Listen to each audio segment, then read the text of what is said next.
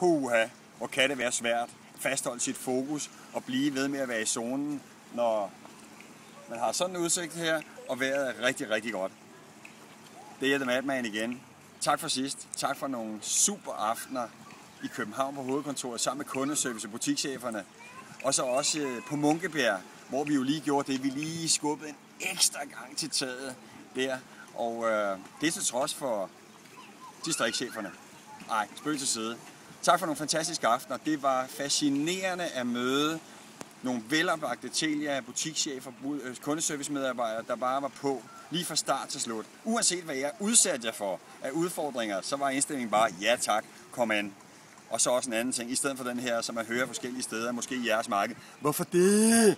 Så var holdningen fra start af, hvorfor ikke, kom med det. Den måde, I tog imod mobilaftaler, den måde, I tog imod at begynde at arbejde endnu bedre, endnu mere anderledes med jeres abonnementer osv., det var meget fascinerende at møde. Det vidner om en sand vinderkultur, som jeg ved på sigt giver endnu større markedsandel, end det I har i dag. Hvad arbejder vi så med de aftener? Hvad har du taget med for de aftener? Noget af det, som jeg håber, du har taget med, det er den stemning, som I selv skabte den aften, 10 på en 10-skala, hvor vi lige løftede taget, som gjorde det muligt for den enkelte at sige ja tak til udfordringen. Vent, det var at sluge en fakkel, eller det var at hoppe ned på glasskår. Det er jo sindssygt. Det er jo ikke normalt at hoppe ned på glasskår, det ved vi. Men det er klart med den rigtige indstilling og den rigtige strategi, og det er jo lige præcis det handler om. Når vi sælger mobilaftaler, så ved vi, at det for nogle kunder synes vanskeligt, fordi vi er vant til subsidier og alt muligt andet, så kan det være svært. Men du ved også godt, at nøglen til succes ikke bare ligger i, hvor god du er i medgang, men i allerhøjeste grad, hvor god du er i modgang, når vi bliver trykket på maven. Lige nu har I måske en udfordring. Det er, hvor mange kunder har vi i butikkerne. Jeg ved ikke, hvor mange I har på nuværende tidspunkt. Jeg kunne forestille mig, at der også er andre, der holder ferie, og du glæder dig til din egen. En ting, som det jo betyder, det er, at hvis der er færre, så skal vi være endnu skarpere. Så har du x antal brædder i hverdagen. Kan du huske brættet?